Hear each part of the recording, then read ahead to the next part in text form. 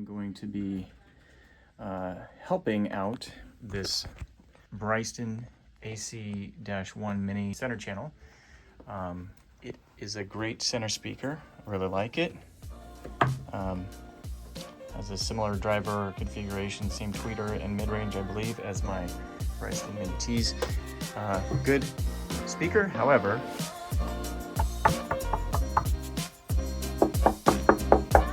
it's very resonant. So I am going to try to fix that by using some of this VR Research No-Rez. This is VR Research No-Rez.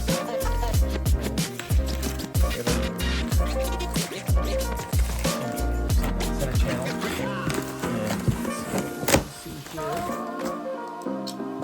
All right, and 2 sheets. Okay, it's not exactly what I thought it was.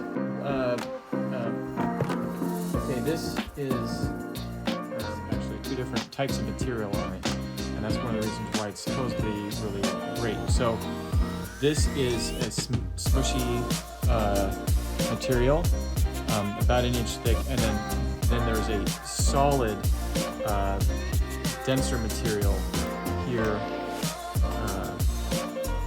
at the end that is, I don't know, maybe an eighth of an inch thick. I can't remember the exact dimensions, but this feels stiffer, like a Formica or something like that. Anyway, there it is.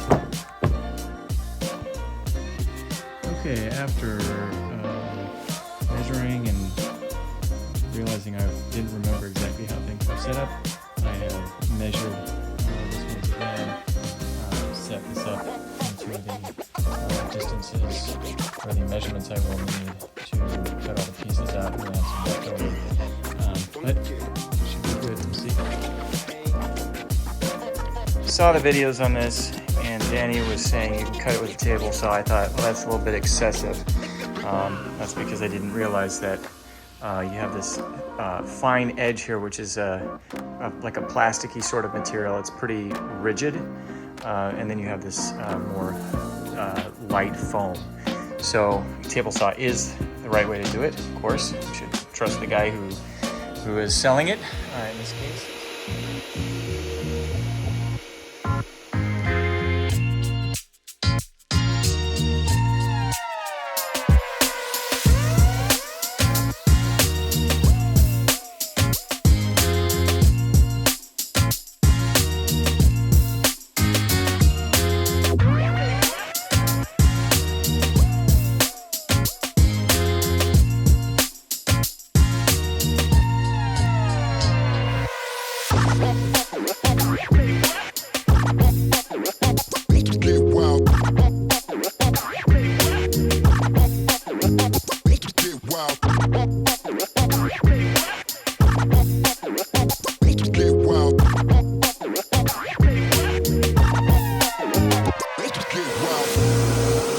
All right,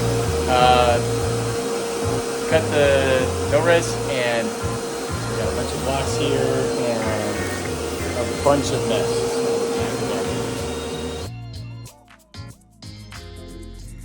Got everything set up here. My pieces that were cut. This stuff does make a mess when cut on the table saw, but it seems still to be the best way to do it. Just have a good dust collection system, or be prepared to spend a lot of time vacuuming up, or both. So now the task is to remove the woofers on either side, and that'll give me the best space that I can have to access the inside of the cabinet to install each piece.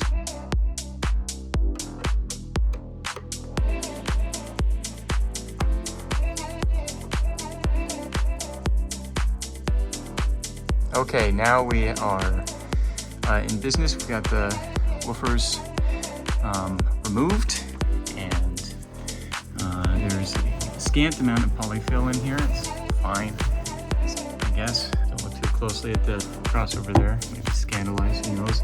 So this is where we're going to be placing these pieces. So yeah, here we go.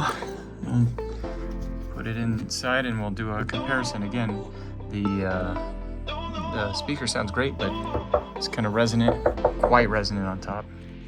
So we'll see what we can do.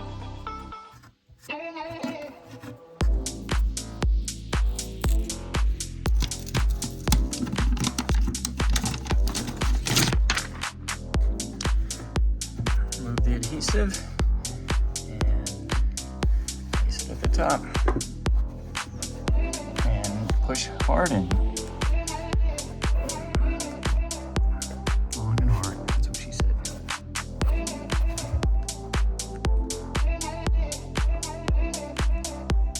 Okay, there's a piece here and another piece here.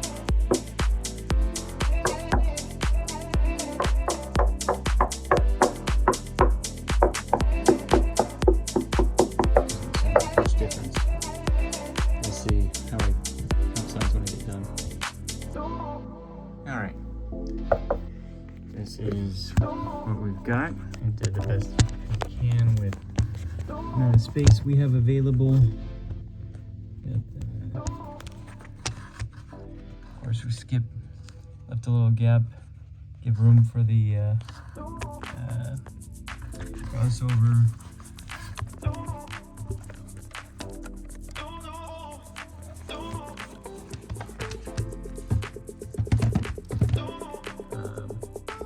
Have it pretty snugly attached in between the braces. We had a couple empty spots, but for the most part, everything is covered. And specifically what I want was the top here, because the top is where the most resonance was. Also the bottom, but of course the bottom is touching the ground, so that's going to automatically dampen it. So we'll see how it goes.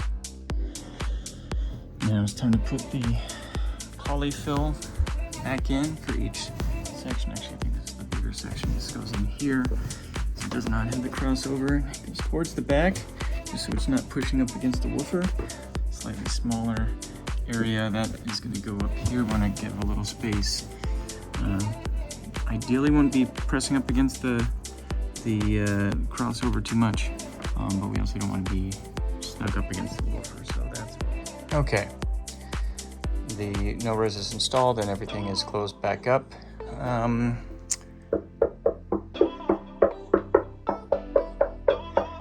I think they should call this stuff some res.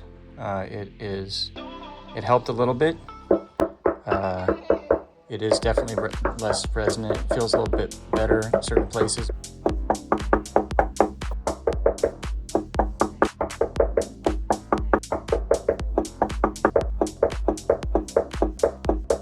I think they should call this stuff some res.